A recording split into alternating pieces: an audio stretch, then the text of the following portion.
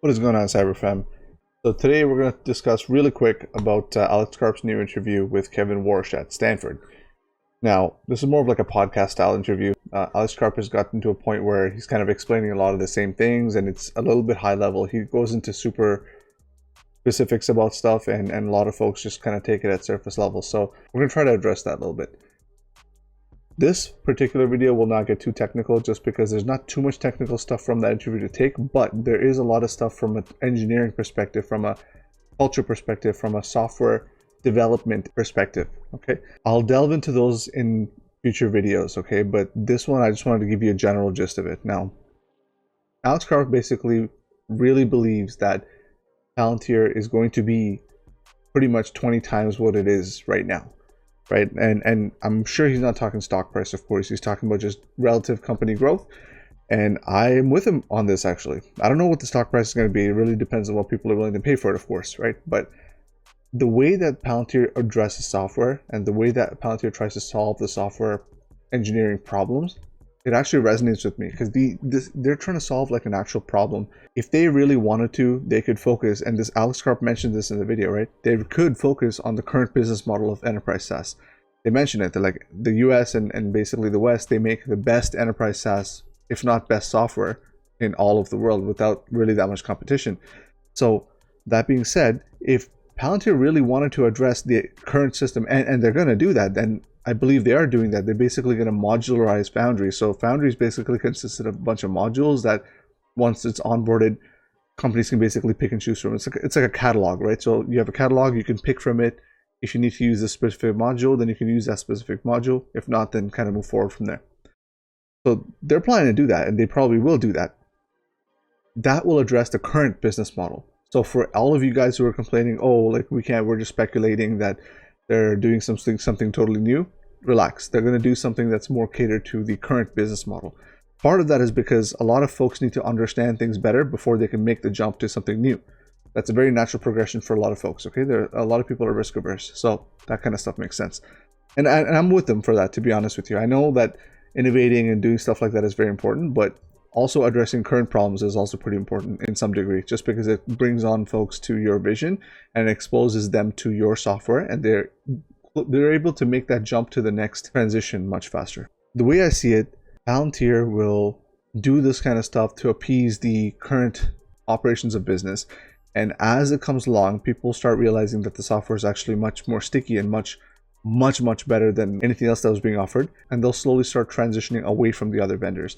Because Foundry is not exactly a narrow thing. It addresses a lot of different things. That's why I always say Foundry itself as a platform has no competition. But the few small things that they do, of course, other competitors will do the same thing. Like Databricks does one or two, maybe 3 or 4 things that Foundry does. But as a collective list of offerings, Palantir offers the most holistic perspective of these things, and probably the most efficient, just because they're able to actually do the whole thing in one package pretty efficiently and have it contained in one ecosystem. Another big part of what Alex Karp really addresses, and this is what he tries to drive home a lot, is the actual goal of Palantir is trying to address future problems. Okay, this isn't something that they're trying to just go in and try to make you a little better right now. That's for sure. That's going to be the immediate impact of the software. But when this software is onboarded, and what the company and what the engineers and even like basically everyone in the company is going towards this mission, right? Which is using your current data to actually solve future problems coming forward. I can tell you straight up, there's not really that much work going into this, mainly because it's kind of a dicey field. Like, how are you going to really know what the future problem is going to be, right? You could only know so much.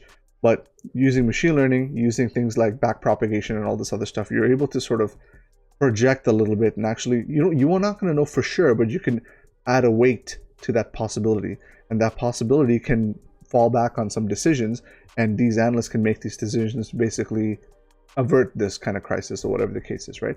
These are kind of the things that software can actually solve right now. It's possible right now. Palantir doesn't have to be the only one that does it, but they're the ones that do it the best so far, and they're the ones who actually put their money where their mouth is when it comes to machine learning and artificial intelligence, and actually are able to put out models that are production ready and that actually perform and do what they say it's going to do, and it's not just some sort of like marketing gimmick, for example. Also, what I thought was interesting in this video was he called out Snowflake and Databricks, and well, the host called it out, but he actually did address them almost by name, really. And I thought that was pretty interesting because, you know, they really need to start doing this stuff. Like, they can't be playing defense this whole time. That's just my opinion. Software companies can be pretty vicious, and really Alex Karp and Palantir need to really get after that. I think they need to be a little more aggressive, in my opinion.